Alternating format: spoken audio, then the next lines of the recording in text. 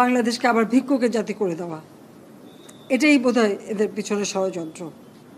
তো আমার কি এটাই অপরাধ যে আমি মানুষের জীবন মান উন্নত করার জন্য কাজ করেছি, আর সেই জায়গাগুলিকে হামলা করতে হবে? সেটাই হচ্ছে সবথেকে দুঃখজনক, যে দিন রাত অক্লান্ত পরিশ্রম করে বাংলাদেশটাকে যখন একটা জায়গায় নিয়ে আসলাম, আজকে সেখানে দেখি এই একদিকে জ্বালাও পোড়াও সব কিছু। ঠিক যে প্রতিষ্ঠানগুলি মানুষের সেবা দেয়, আজকে মেট্রো রেলে চড়ে মানুষ কত অল্প সময়ের মধ্যে সময় বাঁচিয়ে কর্মস্থলে পৌঁছাতে পারতো, আবার ফিরতে পারতো। সেখানে ছাত্ররা, চাকরিজীবী, সাধারণ মানুষ সবাই তো যেতে পারতো। সেই স্টেশনগুলি পুড়িয়ে এখন ট্রাফিক জ্যাম, মানুষের কষ্ট।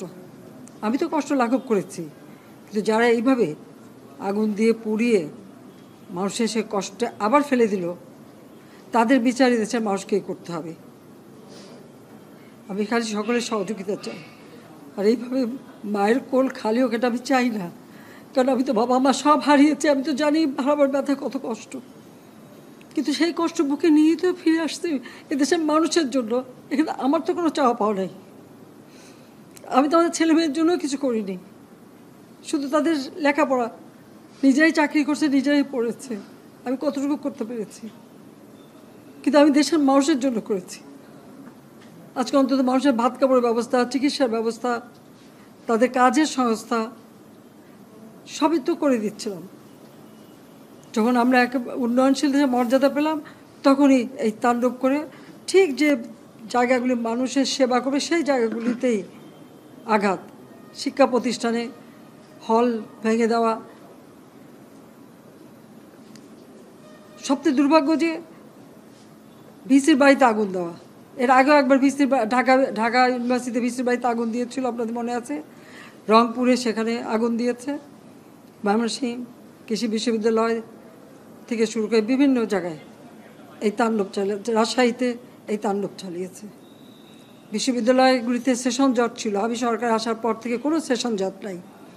লেখাপড়ার মান উন্নত করা, যাতে এখান থেকে পড়ে আবার বিদেশেও পড়তে হবে, সেই ব্যবস্থাও করে দিয়েছি। কিন্তু তারপরেও কোটা সংস্কার আন্দোলন, কোটা তো আমি বাতিলই করে দিয়েছি।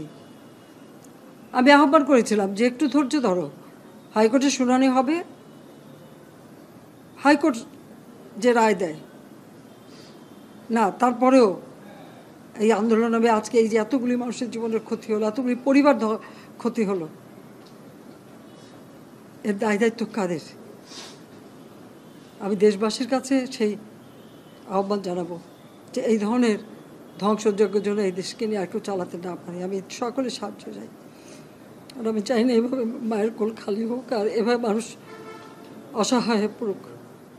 তা আমার কি এটাই অপরাধ যে আমি মানুষের জীবন মান উন্নত করার জন্য কাজ করেছি, আর সেই জায়গাগুলিকে হামলা করতে হবে? কোভিড-19-এর সময় যেখানে আমরা সবথেকে ভালোভাবে মানুষের চিকিৎসা দিতে পেরেছি, সেই কোভিড হাসপাতাল, সেখানেও আগুন দিয়েছে। এটা কি ধরনের খেলা? যাক, আমি আর কিছু বলতে পারি না। আমি যে এগুলি